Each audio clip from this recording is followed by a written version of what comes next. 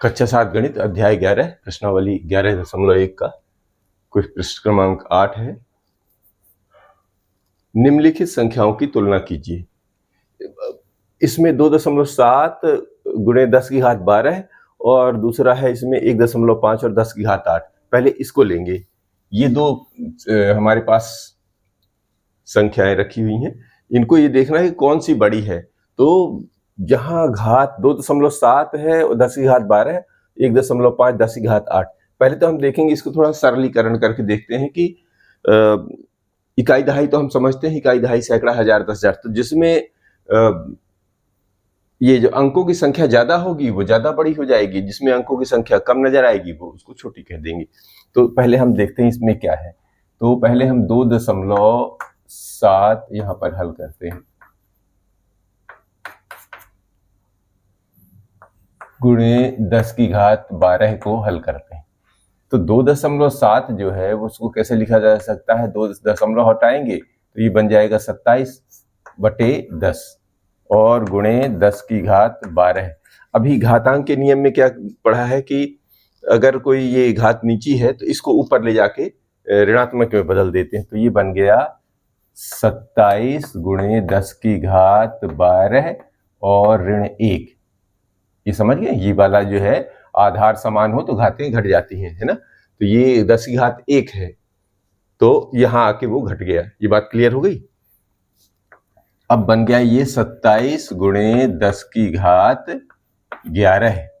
अब देखिए कुल कितने हो गए इसमें अंक, 11 10 की घात 11, यानी इसमें 11 अंक है और 2 अंक इधर, तो 11 2 13। तो इसमें कुल अंक कितने हो गए, 13 अंक हुए, 13 अंक, यानी इसमें जो हमको मिले 13 अंक मिले। और इसमें देखिए कितने हैं, यहीं पर लगाते हैं, ठीक है, जिससे और क्लियर हो। इसको हम ऐसा पार्टीशन कर देते हैं।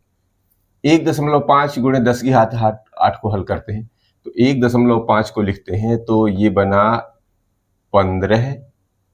ये फिर से लिख लो, 1.5 गुणे 10 की घात 8, तो ये बन जाएगा 15/10 और 10 की घात 8। अब इसको हटा के ऊपर घटा दीजिए, किसमें, घात में। आधार 10 जो है 10 की घात 1 कहलाएगा और 10 की घात 1 और 10 की घात 8। तो जब नियमानुसार क्या है, नियम के अनुसार ये घात जब ऊपर जाएगी तो ये आधार समान होने की वजह से ये ऊपर आके घट जाएगा।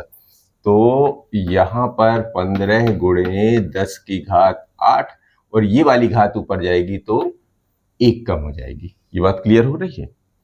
अब ये बन गया 15 गुणे 10 की घात 7। अब देखिए कितने अंक हो गए इसमें, 7 इसमें है और 8 9 2 हो गया, तो इसमें कितने आएंगे, 7 2 9 अंक आ जाएंगे। अब ये देखिए, जिस संख्या में 13 अंक होंगे और जिस संख्या में 9 अंक होंगे तो इनकी तुलना आसानी से की जा सकती है कि 13 अंक वाली संख्या ज्यादा बड़ी होगी। इकाई दहाई सैकड़ा हजार 10,000 लाख 10 लाख करोड़ 10 करोड़ अरब 10 अरब खरब 10 खरब, है ना, ऐसे। और इसमें कितनी आएंगी, इकाई दहाई सैकड़ा हजार 10,000 लाख 10 लाख करोड़ 10 करोड़। तो खरब वाली संख्या करोड़ से ज्यादा बड़ी होती है। तो इसका मतलब हो गया कि इधर वाली संख्या यानी 27 गुणे 10 की घात 11 जो है वो बड़ा हो जाएगा, किससे, 9 अंक वाली संख्या से, यानी कि 15 गुणे 10 की घात 7 से बड़े हो जाएंगे। और ये आया कहां से था, ये इधर से। इनमें तुलना करना है। तो ये 2.7 इससे बना था, तो इसका मतलब हो गया कि 2.7 गुणे 10 की घात 12 बड़ी संख्या हो जाएगी 1.5 गुणे 10 की घात 8 से। ये हमको तुलना करने से समझ में आता है। ये हुआ, ये बात क्लियर हो गई। दूसरे में भी ऐसा ही है। इसी का दूसरा सवाल जो है वो क्या कह रहे हैं कि 4 गुणे 10 की घात 14 है, दूसरा है 3 गुणे 10 की घात 17। अब इसमें देखिए कि कौन सा बड़ा है। तो 4 गुणे 10 हल 10 की घात 14, ठीक है। अब इसमें दशमलव तो कुछ कोई है नहीं, तो कुल कितने अंक हो रहे हैं, 14 अंक इसके और 1 अंक इसका, यानी कि इस पर जो हमको मिलेंगे 15 अंक प्राप्त होंगे। 15 अंक, बात समझ में आए? मतलब इसके अंक जो है इकाई दहाई करेंगे तो 15 अंक मिलेंगे इसमें, ठीक है ना। यानी 4 के आगे अगर 0 लगाएंगे 14, तो कुल मिला के 15 अंक हो जाएंगे। और उसमें देखेंगे 3 गुणे 10 की घात 17, तो इसमें कुल कितने अंक हो रहे हैं? 17 तो इसके हो गए और एक मिलके 18, यानी 3 के आगे 17 शून्य लगाएंगे तो इसमें कितने हो जाएंगे? 17 और एक 18 अंक हो जाएंगे। इसमें हो गए 18 अंक।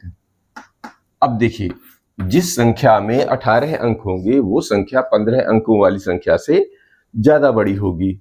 इसका मतलब ये हो गया कि ये वाली संख्या 3 गुणे, ऐसा भी लिख सकते हैं कि 18 अंकों की संख्या, 18 अंक बड़े होते हैं 15 अंकों से, ठीक है, 15 अंक से बड़ा होता है। तो ये 18 अंक वाली संख्या कौन सी थी? 3 गुणे 10 की घात 17 बड़ी हो जाएगी किससे? ये 17 है, ठीक है, और ये बड़ा का चिन्ह है ये वाली संख्या से। 4 गुणे 10 की घात 14 से, इसी को ज्ञात करना था। तुलना यही है कि ये वाली संख्या जिसमें ज्यादा अंक है वो बड़ी होगी छोटे वाली संख्या से। तो ये रही तुलना, ठीक है। तो इस प्रकार ये क्वेश्चन क्रमांक 8 हमारा समाप्त होता है।